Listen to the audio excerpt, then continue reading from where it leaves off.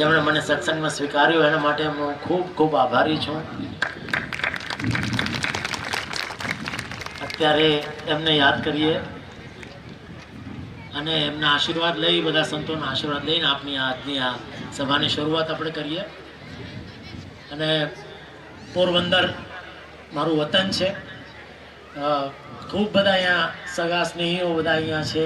કેટલા બધા મામા, કેટલા બધા કાકા, કેટલી બધી ફઈઓ, ફુવાઓ, કેટલા બધા ભત્રીજાઓ, ભાણિયાઓ, કેટલા બધા કઝિન્સ.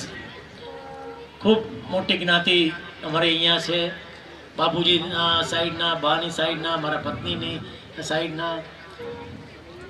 એટલે પોરબંદર પ્રત્યે હંમેશા નાનપણથી જ્યારે એમ પહેલાં હતું ને, હવે તો જો કે એવું રહેવું નથી, પણ એમ કે નાના હોય ત્યારે એમ કે મામાના ઘરે વેકેશનમાં રહેવા જઈએ, એટલે ત્યારે નાનપણમાં અહીંયા પોરબંદર આવવાનું થતું. અને ખૂબ બધી સ્મૃતિઓ છે પોરબંદરની. અને ખાસ પોરબંદર પ્રત્યે લગાવ છે જ. અને આજે BAPSના સંતો પરમ પૂજ્ય કલ્યાણમૂર્તિ સ્વામી અને જુનાગઢના કોઠારી સ્વામીની કૃપાથી આજે મને આપ સૌની સમક્ષ આપ સૌનો પ્રેમ ઝીલવાનો મને જે અવસર આપ્યો છે, માટે એમનો ખૂબ ખૂબ આભારી છું. મારું બધું કામ કરવાની બધી જે પદ્ધતિ ને બધું જોઈને ખૂબ ખુશ થયા, ખૂબ રાજી થયા.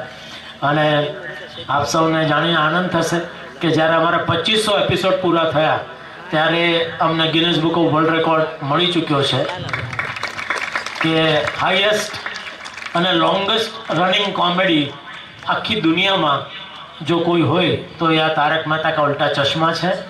અને અત્યારે તો હવે અમે અમારો જે રેકોર્ડ છે તોડી રહ્યા છીએ, કારણ કે હવે અત્યારે તો લગભગ 4000 એપિસોડ થવાને આરે છે. અને એક પ્રસંગ હું અત્યારે આપ સૌની સાથે શેર કરવા માગીશ.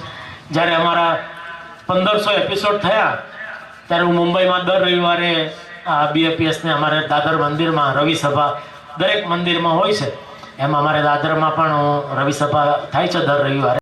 આ રવિ સભાની ભેટ બ્રહ્મસ્વરૂપ યોગીજી મહારાજ આપીને કહેતા કે 25,000નો ચોખ્ખો નફો જતો કરી રવિ સભામાં જવું, એનું પોષણ કર્યું પ્રમુખ સ્વામી મહારાજે.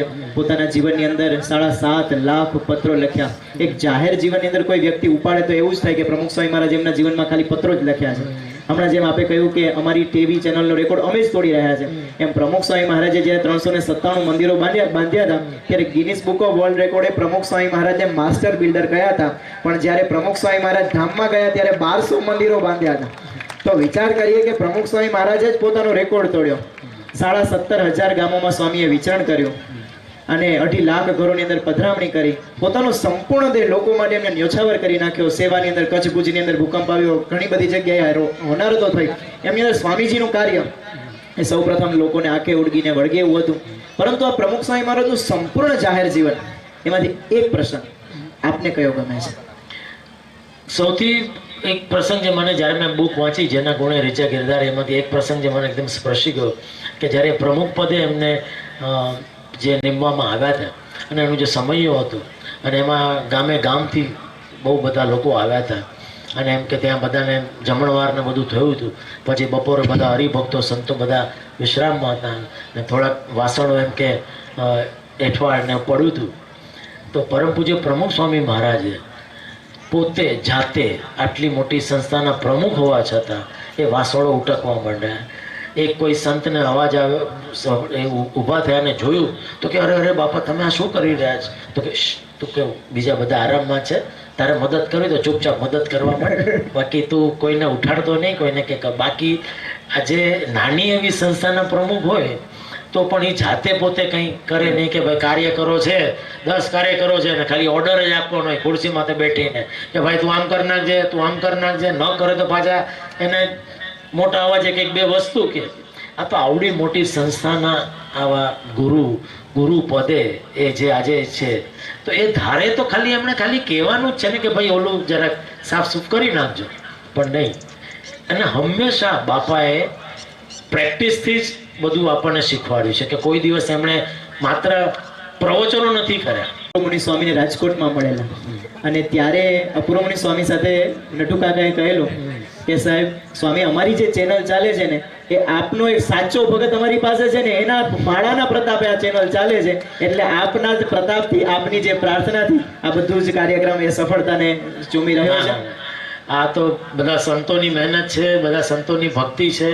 પરમ પૂજ્ય કલ્યાણમૂર્તિ સ્વામીએ કેટલો દાખલો કરી, આપ સૌ બધા કાર્યકરોએ મળી અને આટલો દાખલો કર્યો, બધાને આમંત્રણ આપ્યું અને બસ મારે તો ખાલી શોભામાં શું કહેવાય શોભાનો ગાંઠિયો બની બેસવાનું છે. પણ ખરેખર ભગવાનની કૃપા છે કે આપણે આ સરસ આવું એક સભામાં બધા હાજર રહીને આ માણી રહ્યા છે. કેટલીક અંગત જીવનની પ્રશ્નોત્તરી આપણે કરીએ. હમણાં જ ગાંઠિયો શબ્દ બોલ્યા એટલે જેઠાલાલનો કિરદાર યાદ આવ્યો, જલેબી ફાફડા. અને રવિવાર હોય એટલે દિલીપભાઈને એટલે કે જેઠાલાલને જલેબી ફાફડા વિના ન ચાલે. એ જેઠાલાલની પ્રિય આઈટમ છે તારક મહેતા ઉલ્ટા ચશ્મામાં. પણ દિલીપભાઈની પ્રિય આઈટમ કઈ?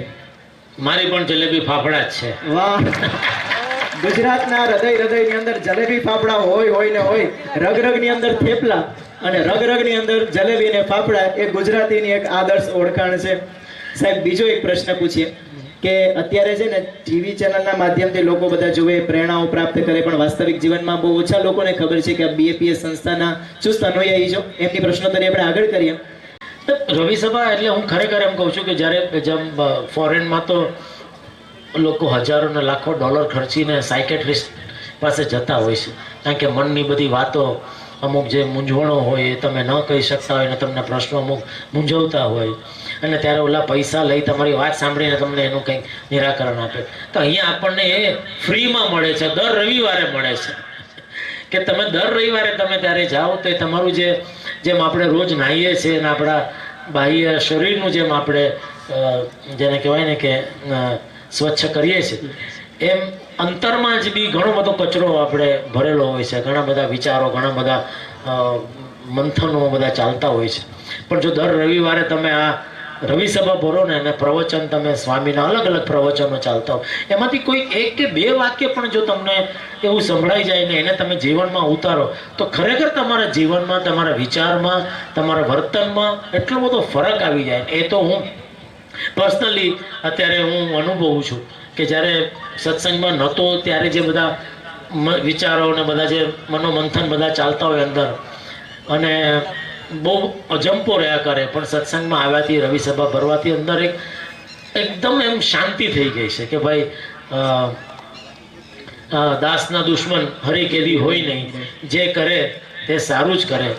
એટલે એ જે પ્રશ્ન છે કે કરતા હરતા મહારાજ જ છે કે એમના વગર આપણે સૂકું પાંદડું પણ હલાવી નથી શકતા.